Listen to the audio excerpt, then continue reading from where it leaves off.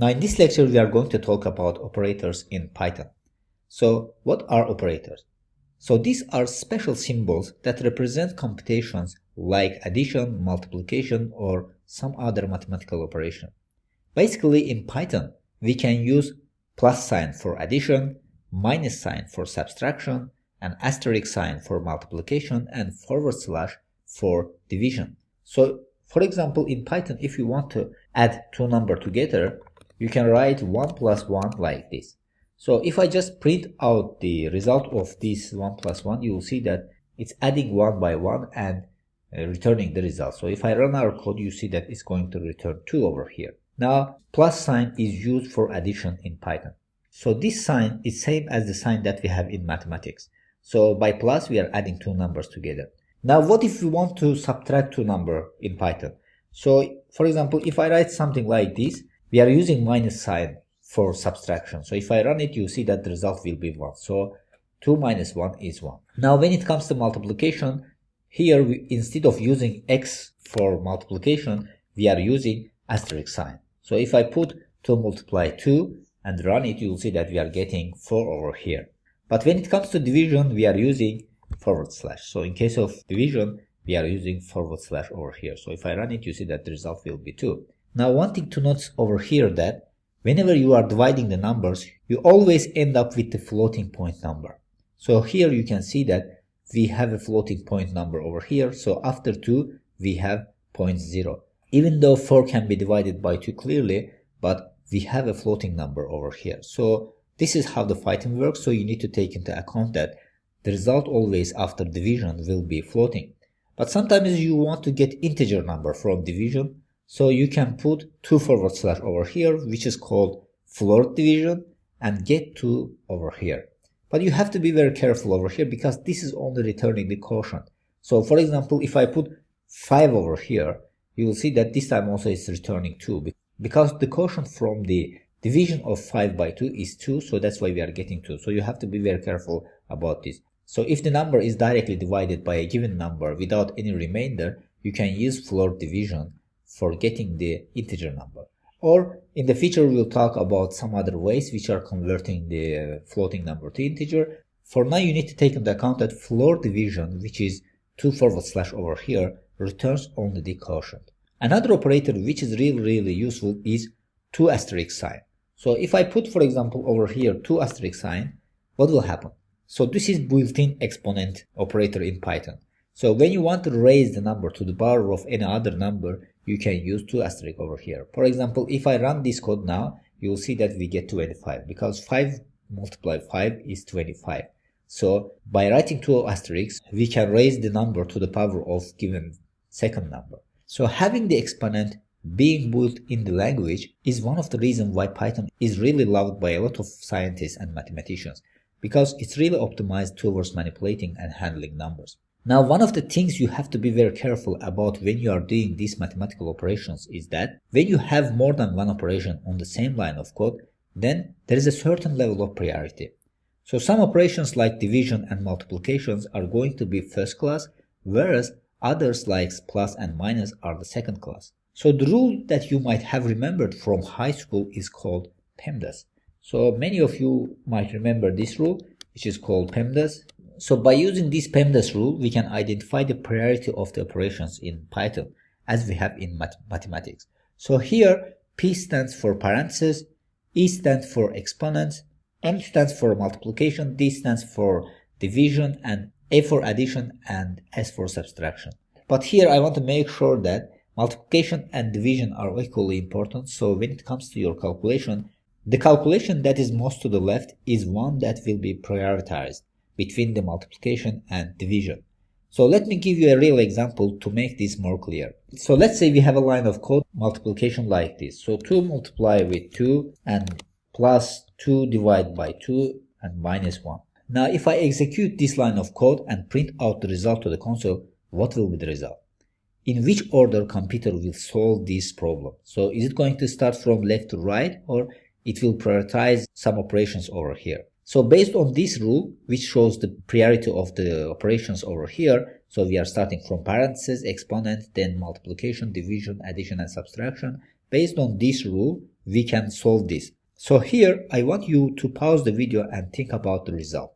So you can calculate it based on PEMDAS rule over here. Now hopefully you have found the result, but if you have not found it, let's find it together. So using our PEMDAS rule, we can see that the first thing that we need to do is what is in the parentheses. So in our case, we don't have parentheses, so we are ignoring this first part. Then we are continuing to the exponent. So you see that we don't have any exponent over here. So this means that we will ignore this part also. Then the next part is multiplication. So when we have multiplication and division, we are starting from the leftmost side. So in this case, we have multiplication, so which means that 2 multiplied with 2 will be 4. Then plus, we are going to calculate this part. So 2 divided by 2 is 1. Then minus 2. We have finished this part also. Then we are continuing to do addition and subtraction. So when we have addition and subtraction, we'll just start from left to right. So 4 plus 1 minus 2 is going to be 3. So our result will be 3. Now if we run our code over here, I'll just call print function to print out this result to the console to see that if we get the right result. You see that we have got the 3. Now here also you see that the result comes with the 3.0, which is floating number because we have division over here. So when you have division, you need to take into account that the result will be floating number. Now here I have shown you the order of operators using PEMDAS rule. Now it's a good time to introduce a new code editor, which is very great, especially for beginners. So the name of editor is Tony. Now you might be interested why we are introducing it now, because it's very great for beginners and it helps you to understand in which order the computer executes our code. So by using debug functionality of that editor, the order of calculations in this equation will be very clear. Now here I want you to go to the website which is called Tony, and from this website you can download Python IDE for beginners. So it's available for Mac, Windows and for Linux. So whichever operating system you are using, download it and then come back to our lecture. And after installation, if I just copy this code and pass it to Tony, now you see that after running it, we have got the same result, 3.0. Now here, there's a functionality called debugging. So if you click on this bug button over here, which shows the debug current script, and debugging is enabled for this code over here. Now the button that we are going to use is step into, so which shows the order of the execution of our code. Now if I click on this, you see that it's going to execute this print statement over here. Now it says that the print statement will be executed. Now if I click one more time, it takes the expression that we have in the print statement. Now in the next step, you see that it's checking for multiplication and division. So you see that it highlighted multiplication and division. Now if I click one more time, it's taking the one which is located on the left, so which is multiplication. So by clicking one more time, you see that it's going to be calculated. So it's identifying the numbers as a integer or floating, then it's calculating this number. So in the next step, you see that it's calculated 2 multiplied 2, which is 4. Then it will continue to the next order. So in the next order, we know that we have to calculate division. So when I click it to the next, you see that it's identifying the numbers. So we have 2 divided by 2. So it's going to calculate it, and which is 1.0. So as we said before, when you use division in Python, it's returning the floating number. Then it's going to sum up these numbers. So it's identifying it and summing up. You see that we are getting 5.0 because 4 plus 1.0 is 5.0. Then it's going to identify this number and calculate this expression. You see that after calculation, our code becomes 3.0. So it's going to print out this to the console. So this functionality of this editor is very useful for especially beginners, because by debugging, you can identify in which order our computer executes our code. So here you see that Python uses PEMDAS rule. Now let's go back to our Replit. So as I mentioned before, the reason why I'm using Replit code editor, because it's available online. So it doesn't matter where are you. If you have internet connection, you can access it and have your projects online ready. That's why for now, I advise you to use Replit editor. So as you remember, we said that by using floor division, we can get quotient of division. Which means that, for example, if I'm going to print out the result, if I divide 4 by 3 with floor division, which is 2// and run our code, you see that we are going to get 1.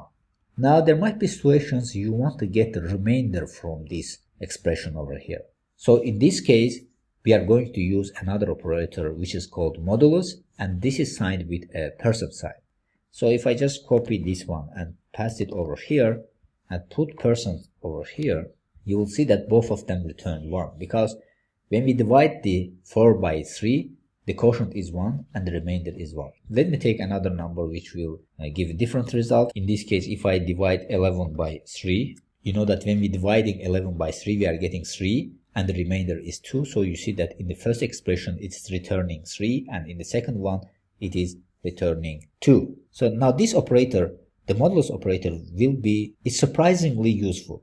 For example, there might be situations that you want to check whether one number is divisible by another. So if the result from the modulus operator is 0, it means that the first number is divisible by second number.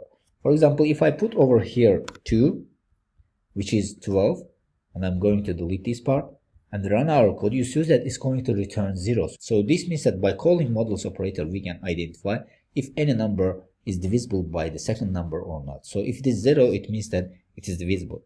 And there might be other situations that, for example, you want to extract the digits of the number.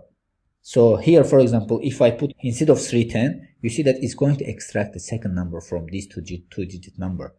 So, for example, in two-digit number, if you want to extract both digits, you can put 100 over here and run it. So these are the mathematical operations. I'm just explaining it, which might be useful for you in the future.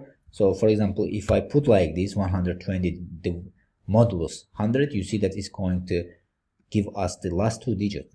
By using modulus operator, it's very easy to extract the digits from the numbers. So by dividing by 10 or by dividing by 100 or by dividing by 1000, you can get how many digits that you want from here. So the interesting moment is if you divide it, for example, by 10, in 10 we have 1 0, so it's going to give us only one digit. So in 100 we have 2 0, it's going to give us only last two digits. In 1000 we have 3 0, it's going to give us only last 3 digits. So based on the number of zeros, so we can extract the number of digits that's located in the number. So this modulus operation is very useful when you are doing mathematical operations. Now in this lecture we have learned these operations over here. Now you might be interested that can we use these operators for other value types? So it's obvious that we can use them for floating numbers and for integers, but we have another data types which are string and boolean.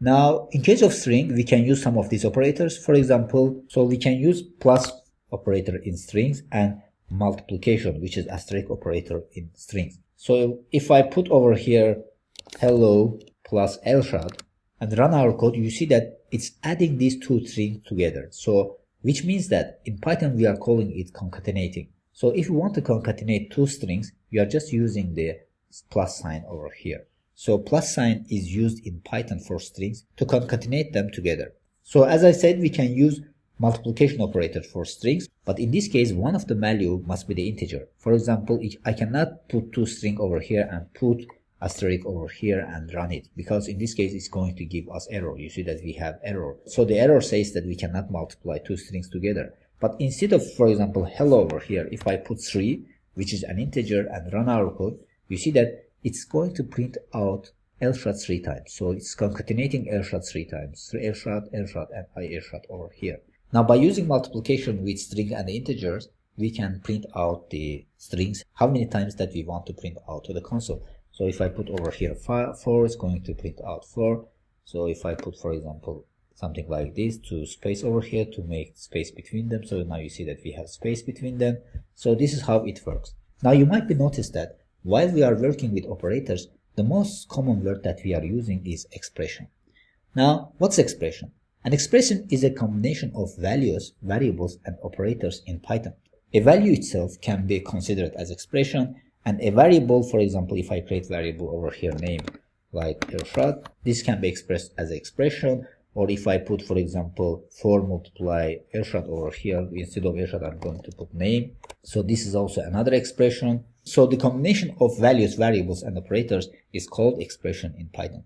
So as a beginner, you need to know whenever someone asks expression in Python, so everything relates to variables, operators, and values are called expressions. So with this, we have come to the end of this lecture. So in this lecture, we have explained different types of operators in Python, and hopefully everything is clear about them.